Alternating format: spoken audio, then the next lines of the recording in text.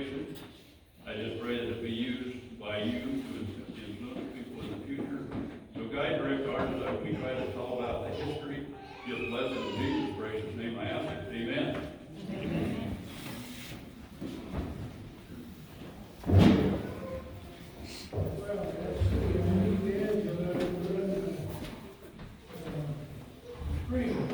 Yeah, I got you.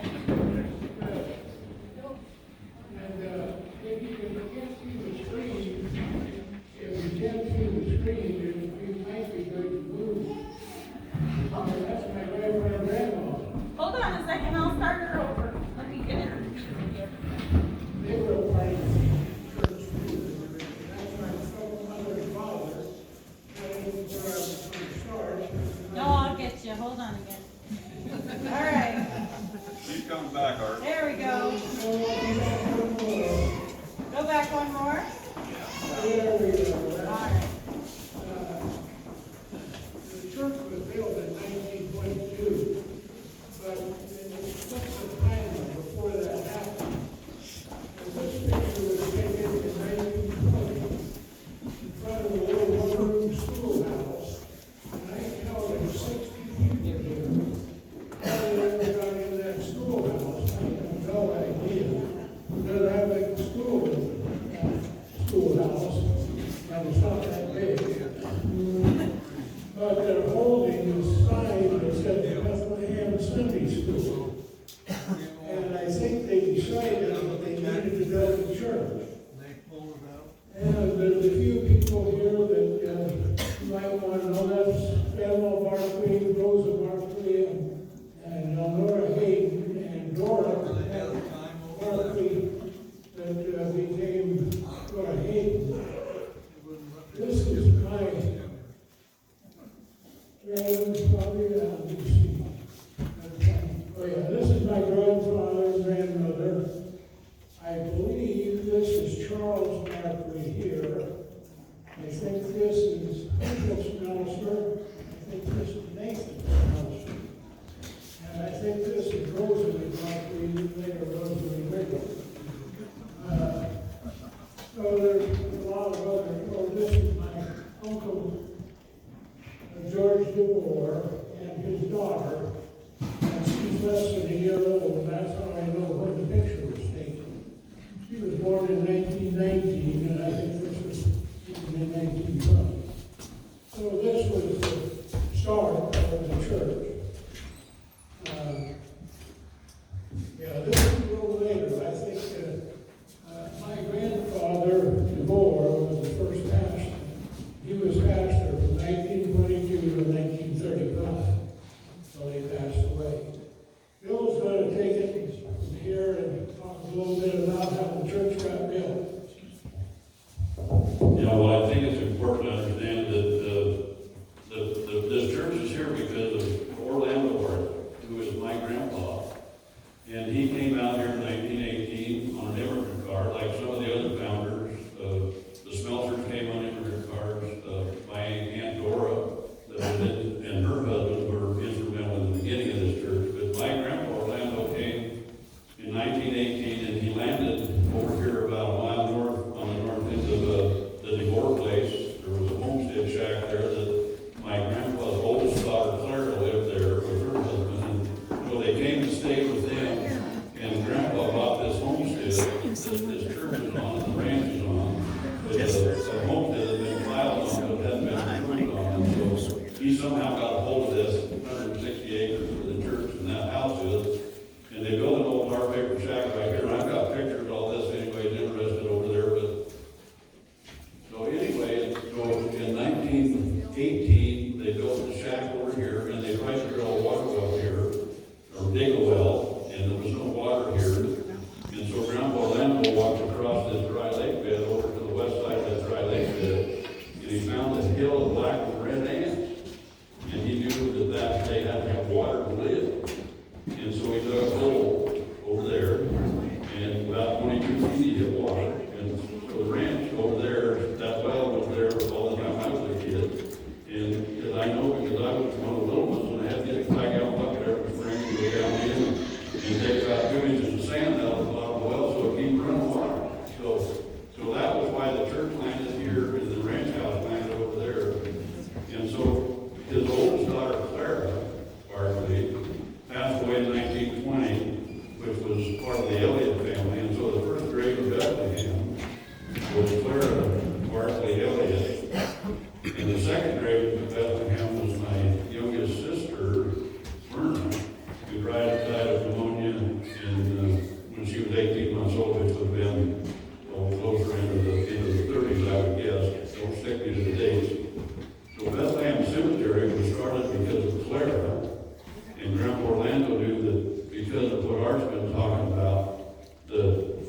needed a church. You know, there was a lot of people here in the 20s. The rain was good and crops were good. My grandpa plowed up 10 acres and grew 100 bushel of corn, he says, or I heard, on how true that is. So during the 20s, it was really fruitful. And so the church was growing. Like Bart showed you that picture, there was somebody on every 160 or 320 acres. And so there was lots of people. And those people in those days were hungry for fellowship. There wasn't a lot of news, there wasn't a lot of things going on. And so they really enjoyed Sunday because they got together.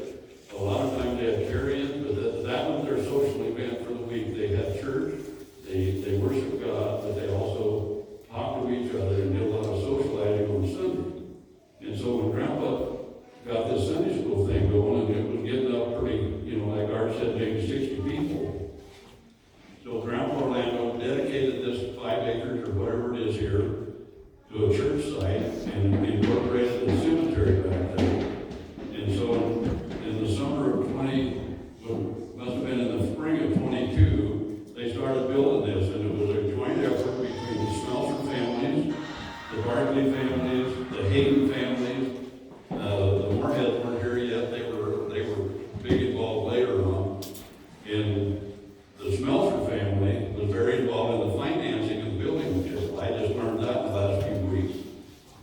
They would take the wagon box off the wagon and just use the running gear and go to town and haul the lumber out here. And my grandpa Orlando was a carpenter. He built churches back in Iowa, Paris, Illinois. So he came out and prepared to build. And Mark's family had a family member that was a good carpenter, and the divorced carpenter. So they just built this thing with a handsaw, a plumb line, and a lot of effort. I mean, there wasn't any tools, you know.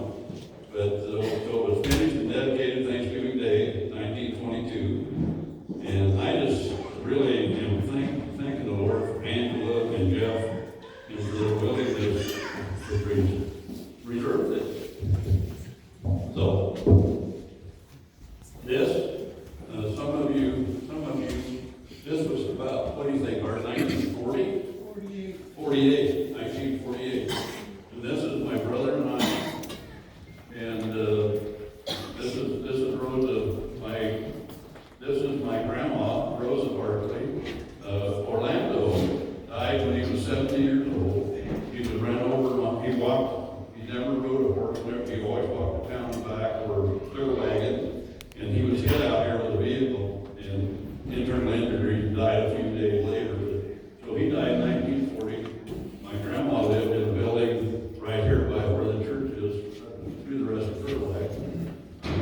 Cecil Morgan was involved in the church early. His ranch was right down on Bone Pile. So most of those people you would know, this my mom, and this is Art Smelser's dad. This is Art. And this was the Colders. The Colders were instrumental in Sunday schools and summer camps. They had a summer camp up in the Big Horn Mountains west of Sheridan, and my brother and I would used to go up there to the camp. Still there? I don't think it changed a bit. And the Colders lived in Sheridan, and they bring an old 16-foot stock truck on a 48 Chevy pickup or a truck. Old 2-ton truck with a stock rack up and a rack up on the stock. You guys know what Omaha standard stock racks look like. And we'd ride up the mountain in that stock truck in the back. They just throw all the bedrolls in the front. And we'd go to the church camp in the back of that old 48 Chevy. And then coming down his first gear all the way, thank goodness. So anyway, what other pictures did we put up, Angela? Oh, here we go. I got it. Okay, this is the way this place looked when I was a kid. This is the home place, and this was the way the church looked when I was young. This is my grandma's house, and she lived until she passed away.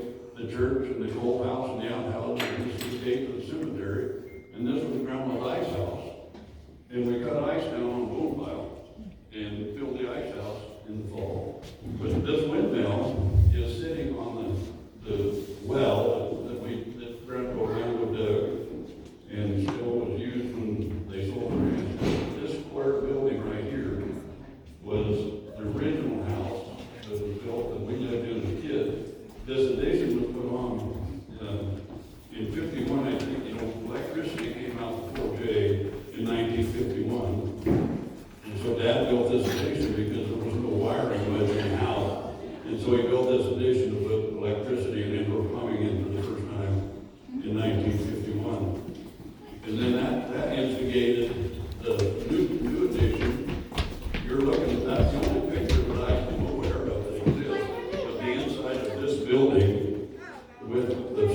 who's still like in this picture.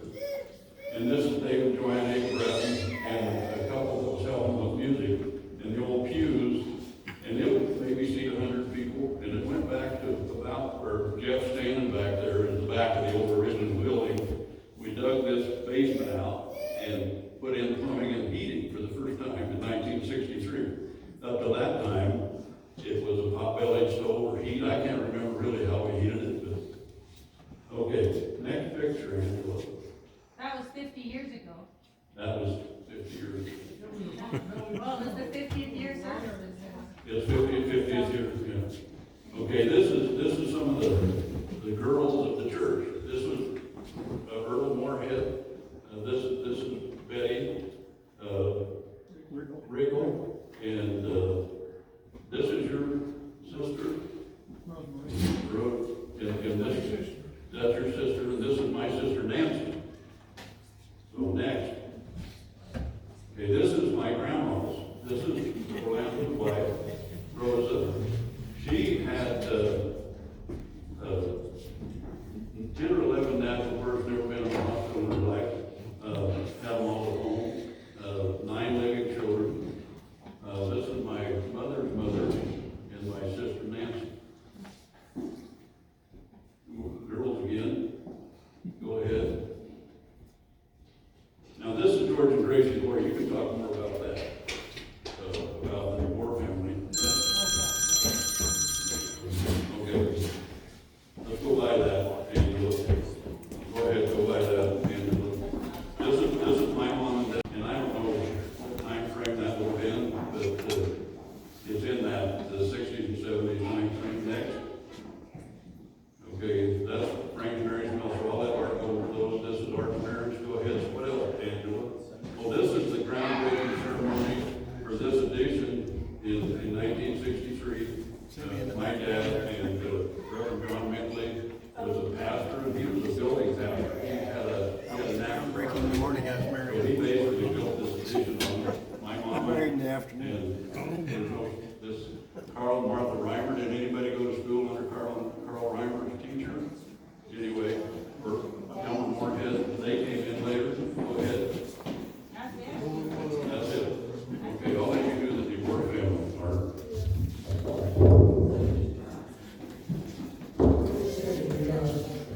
George DeWart was here, he was in that first picture, and he was my uncle.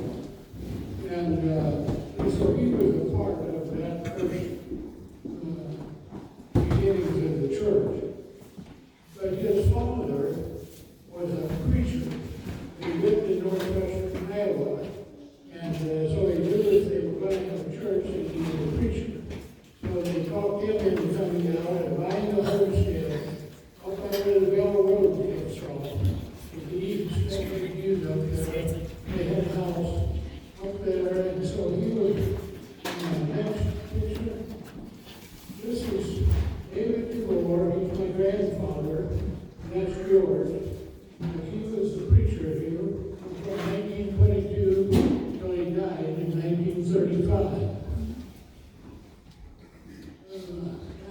That's my grandfather and grandmother Smelser. They homesteaded about 3 miles west of here. If you're an old timer, you know there's a big hill you climb, and they call it Smelser Hill. Well, that's how I got his name, because he was right at the foot of the hill. That was it, I think. Oh, no, here you go. That's my father, John Smelser, and Elma Smelser. They were very active members of this church for many, many years. Okay. I think that's all. Now, after,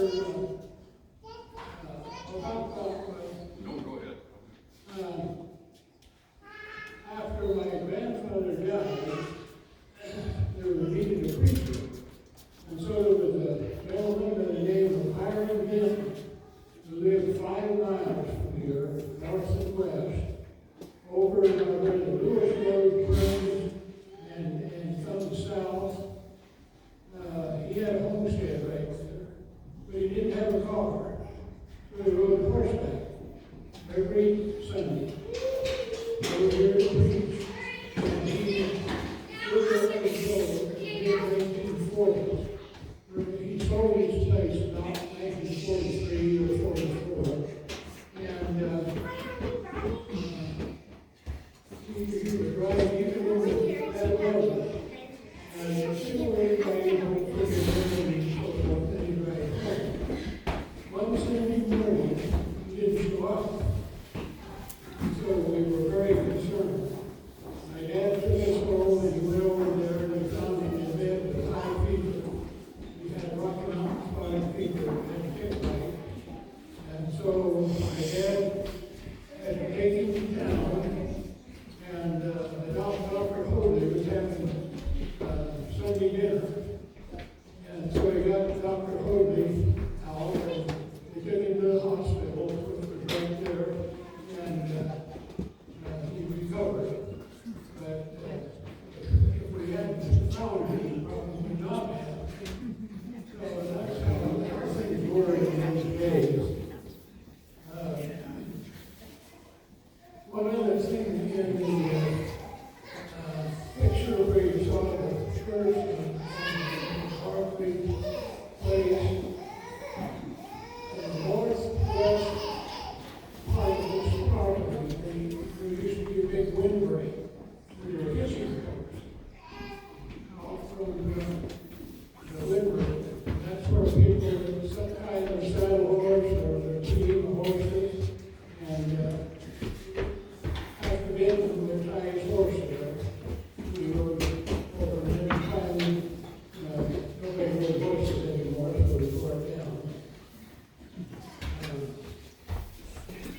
Okay, you want to talk a little more about some later things? I don't know, Angela, what's our time frame, Angela? Oh, we're doing all right. We want to get to Brandy pretty soon, but go ahead. Another 5 or 6? Yeah, go for it. Well, let me tell you 2 stories. Okay. I figured you had a few more in you. In the little chapel here, it used to be heated with a big pot belly stove right in the middle. And by each side, there were lights, coal and lanterns, big days, they were coal. And then Charles, Bill's father, had a coal and lantern, they put them in the home. Well, we filled those lanterns when somebody first got here. We didn't usually have service. We had a special speaker or a missionary or somebody who was with him. So we filled those iron lamps, and they burned about an hour and a half. And when they started sputtering, we were signed for the pastor to wind it down. So what you're saying is we need one. Our lamp fluttering. But Charles would go and take them down and pump them up, and that's how you get the 8 minutes. So if you have a long-winded pastor, what you need to do is have a coal and lantern. And let's see. I'll tell one while you're thinking. Well, as a kid, I remember the church because, Dad would get up early on Sunday morning and light the fire, get warm, and we always checked the skunk traps on the left side of the church. There was a crack in the wall where the skunk could get in the church. And Dad had a trap set there on wire, probably a 20-foot wire. I don't know, Bob can remember if I'm wrong. But anyway, we'd come over there most Sunday morning, there'd be a skunk in there, trapped in one leg. And my dad had an ability, I have no idea how he did it, but he could take that skunk and lead it around the north side of this butte here and shoot those skunks, and I don't remember getting stung. I don't know how in the world, still to this day, but we de-skunked the church and then we heated the fire. And always made sure there was a toilet in the ladies' room, out back. And always made sure there was a good movie work catalog and all the slick pages were gone. Yeah.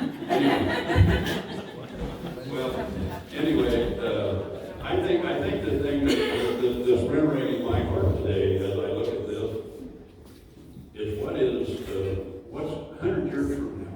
And, as people look back on Bob and I and Diane, the Barkley, and the Smelser families, and those of us that are still here. What's the memory going to be? What have we done to further the kingdom? You know, this is all about what Orlando came here to do, was to establish a place for people to worship and to find God and to learn how to serve Him, no matter what they've done or where they came from. It was His plan and His desire that they find a place to find God and to worship Him and to lead.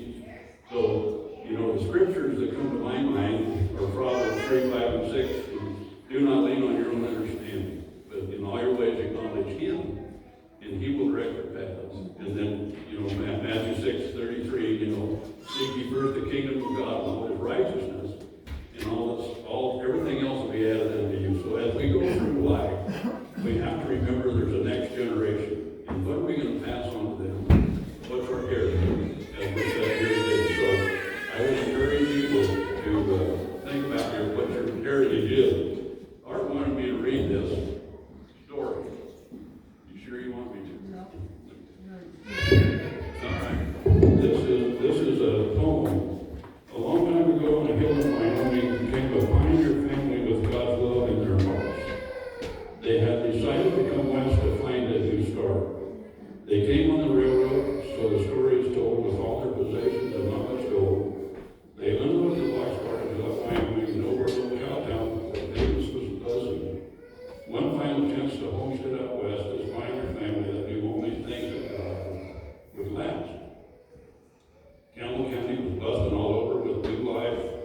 Weather was good, moisture was plentiful.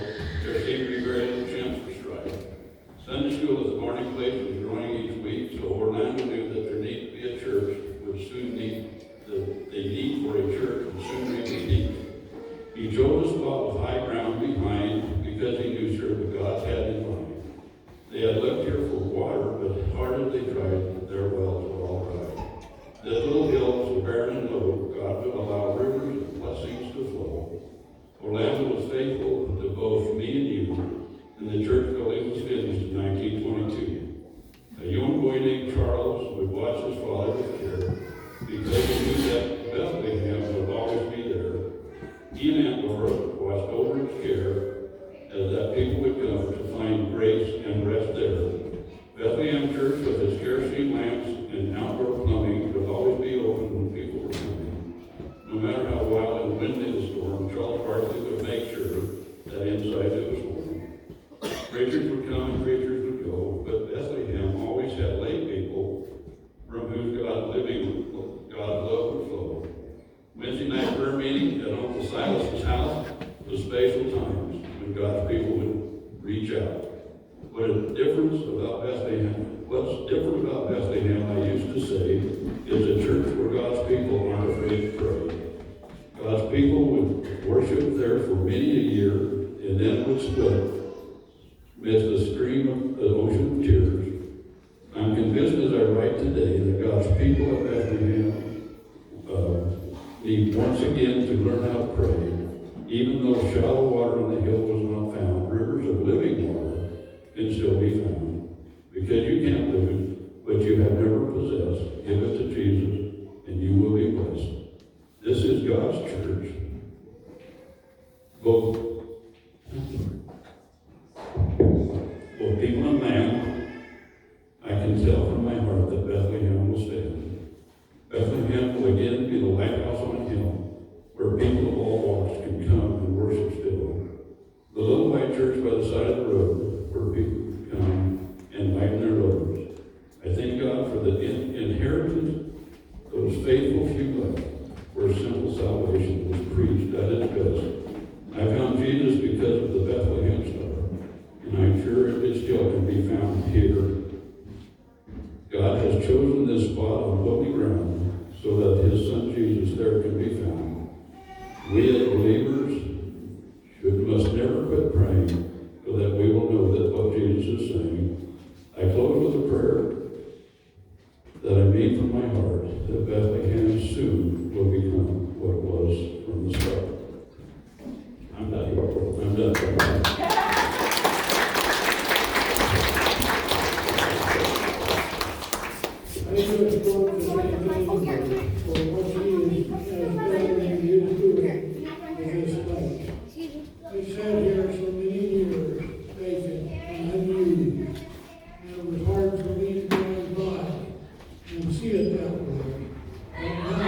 being used, and she's doing a wonderful